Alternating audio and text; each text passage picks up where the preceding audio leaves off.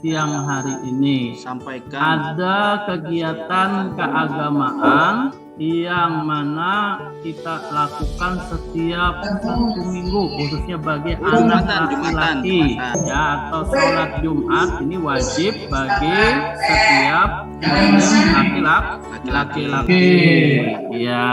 Nah, sebelum sholat Jumat itu ada yang kita dengar, ada yang kita simak. Apa yuk yang kita simak yuk sebelum Jumat? Khutbah. Ya, khutbah, yaitu khutbah. Jadi materi kita pada hari ini adalah khutbah, ya, lebih khusus kepada khutbah Jumat.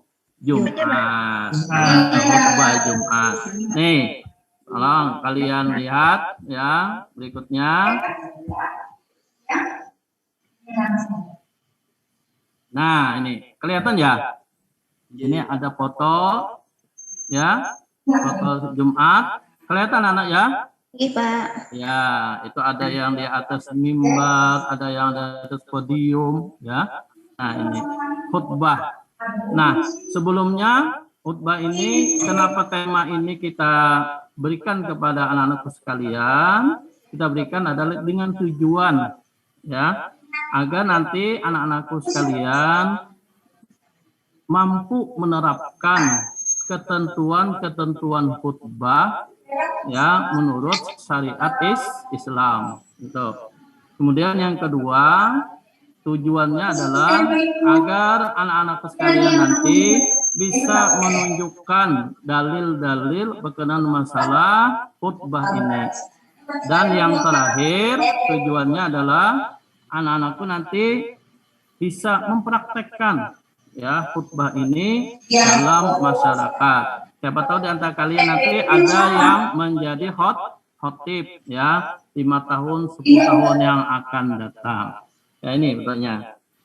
Nah, ini tujuan kita, pembelajaran kita anak-anak sekalian. Sekarang Bapak jelaskan apa pengertian khutbah. Ya, pengertian khutbah itu khutbah. Tolong kalau ada suaranya itu yang tolong di mute dulu. Khutbah berasal dari kata bahasa Arab khotoba yaktubu khutbatan. Ya, khutbatan ini artinya isim masdar dari kata kerja khotoba yaktubu. Yang artinya apa? Artinya adalah ceramah atau pidato. Ya. Nah, khutbah ini adalah bentuk ceramah yang mana ceramahnya berisi nasihat dan wasiat yang disampaikan kepada jamaah. Namun khutbah ini ada syarat dan rukunnya. Ya, khutbah ada syarat dan rukunnya.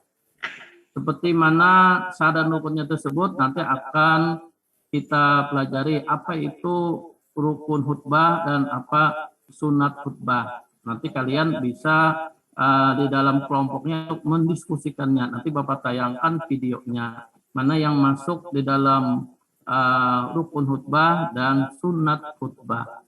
Dan yang namanya rukun, anak-anakku sekalian, itu tidak boleh ditinggalkan. Artinya apa?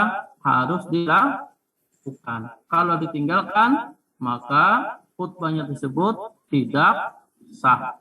Ini dalam arti kata sia-sia kita untuk sholat Jumatnya. Nah, orang yang menyampaikan khutbah itu disebut khotib, al-khotibu atau khotibun. Ya, jangan salah baca, khotibun. Itu artinya orang yang menyampaikan khutbah, yang menyampaikan pidato. Tapi kalau ini baca panjang, khotibun, itu artinya orang yang melamar atau orang yang meminang. Ya, hati-hati ya. Iya. Sama juga dengan kata khutbah tadi. Khutbah itu artinya adalah menyampaikan atau berpidato. Ini ayatnya, dalilnya yang berkenaan dengan khutbah tadi. A'udzubillahi minasyaitonirrajim. Bismillahirrahmanirrahim. Wal takum minkum ummatun yad'una ilal khair wa ya'muruna bil ma'ruf wa yanhauna 'anil munkar wa ulaika humul muflihun. Artinya apa ya? Hendaknya di antara kamu, ya Allah, ada satu golongan, ada umat yad'una ilal khairi yang menyuruh, memanggil kepada kebaikan. Wa ya'muruna bil ma'ruf, menyuruh untuk berbuat kebaikan, wa yanhauna 'anil munkar, dan mencegah daripada kemungkaran. Wa ulaika humul muflihun. Dan mereka itulah, golongan itulah mereka yang mendapatkan keberuntungan. Nah, ini salah satu dalil kenapa jadi adanya khutbah. Ya, anak-anakku sekalian, tadi Bapak katakan orang yang berkhutbah itu namanya adalah khotib. Ya, khotib. Khotib ini ada mempunyai syaratnya.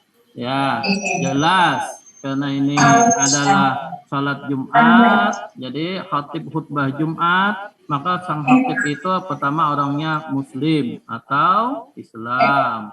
Kemudian balik kemudian berakal sehat. Ya, berakal sehat. Gak mungkin kan orang yang gila menjadi khatib.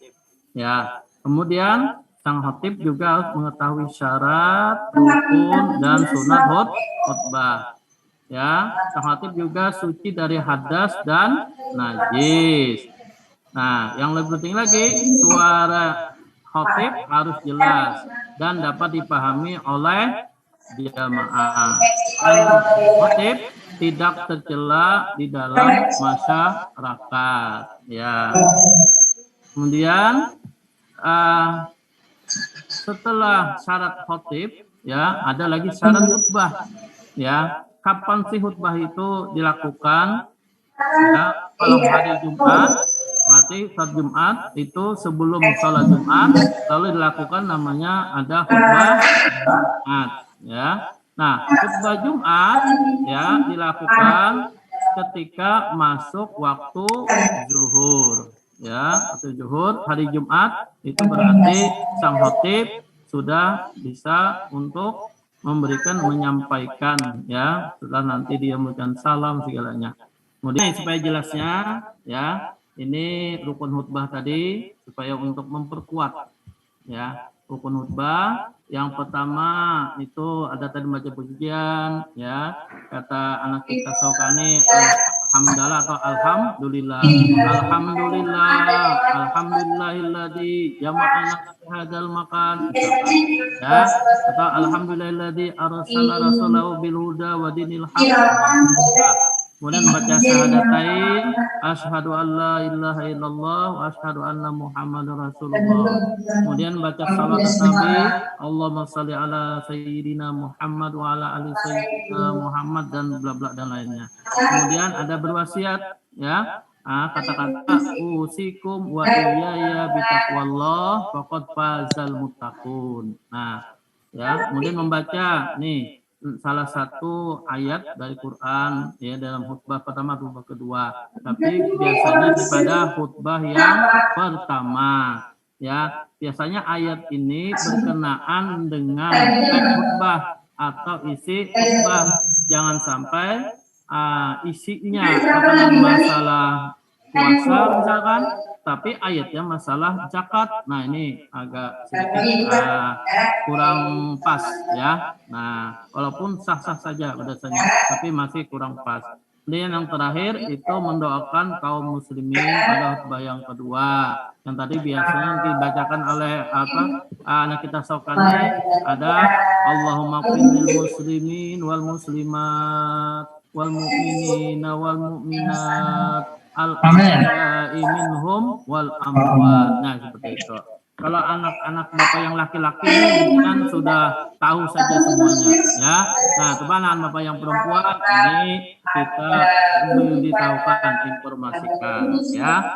Nah, rukun khutbah. Berikutnya sunat khutbah. Ini sunat khutbah tadi ya disampaikan di atas yang lebih tinggi, di atas mimbar atau di atas podium ya. Nah, kemudian khatib juga dengan kalimat yang jelas, sistematis, tidak terlalu panjang-panjang.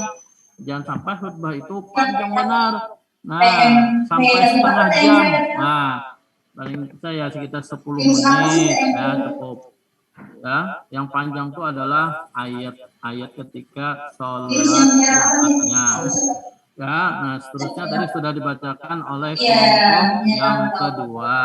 Ya, alhamdulillah anak sekalian semuanya sudah tahu. Nah, untuk praktek khutbah, ya ini praktek khutbah, itu nanti awal-awal nanti kita akan mempraktekkan ya cara menulis teks khutbahnya dulu, ya.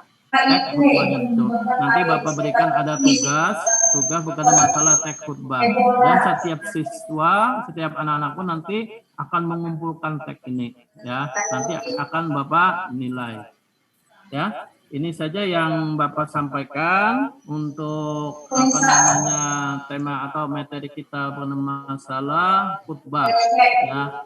Nah, ini sebelumnya ada pertanyaan. Pertanyaan mana yang benar, mana yang salah. Ya, ini ada pertanyaan evaluasi.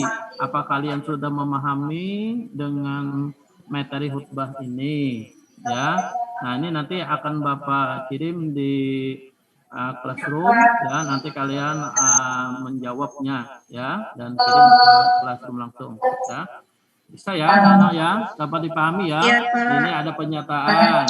Nah, khutbah Jumat adalah bentuk ceramah yang berisi nasihat dan wasiat keagamaan yang disampaikan kepada jamaah yang diikat oleh syarat dan rukun, benar atau salah. Cuma mengasih contreng saja. Ya, mengasih contreng saja. Ya. Nah, kemudian ini ada esai juga bisa dijawab. Tuliskan salah satu dalil baik dari Al-Quran atau dari hadis tentang khutbah, ya. Kemudian sebutkan rukun khutbah.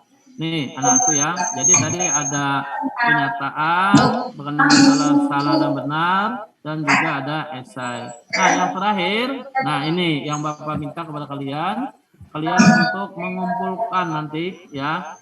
Ini bukan masalah teks khutbah. Nah, ini nanti ada sudah masa pertukaran nanti Bapak kasih nilai-nilainya. Ya. Nah, ini berkenaan dengan penilaian keterampilan kalian untuk Bapak nilai dalam prakteknya nanti. Ya. Sudah dapat dipahami anak-anakku pada masalah materi dan apa namanya penilaian atau evaluasi pada hari ini sudah dapat dipahami? Sudah ya? Ya, ada yang ditanyakan? Oh, kalau nggak ada yang bertanya berarti sudah paham semuanya ya. Nah, alhamdulillah. Nah, sebelum mengakhiri daripada pembelajaran ini, kita berdoa dulu ya. Berdoa semoga apa yang kita pelajari ini mendapatkan manfaat berguna bagi diri kita dan berguna untuk keseharian kita dan masyarakat kita. Ya, silakan baca doa anak Bapak yang juga ganteng, yaitu Muhdianor. Silakan bacakan doa ya sebelum kita mengakhiri pembelajaran kita pada siang hari ini. Ya, anak Bapak Muhdianor sebelum baca doa.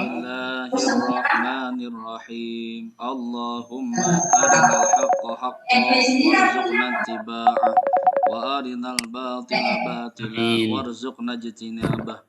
Rabbana atina fid dunya hasanah wa fil akhirati hasanah wa qina adzabannar. Walhamdulillahi rabbil alamin.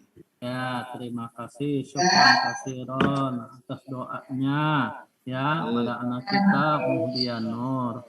Nah, sekali lagi Bapak ingatkan tugasnya ya supaya dikerjakan tadi. Untuk tugas teks khutbah Bapak kasih waktunya 1 minggu.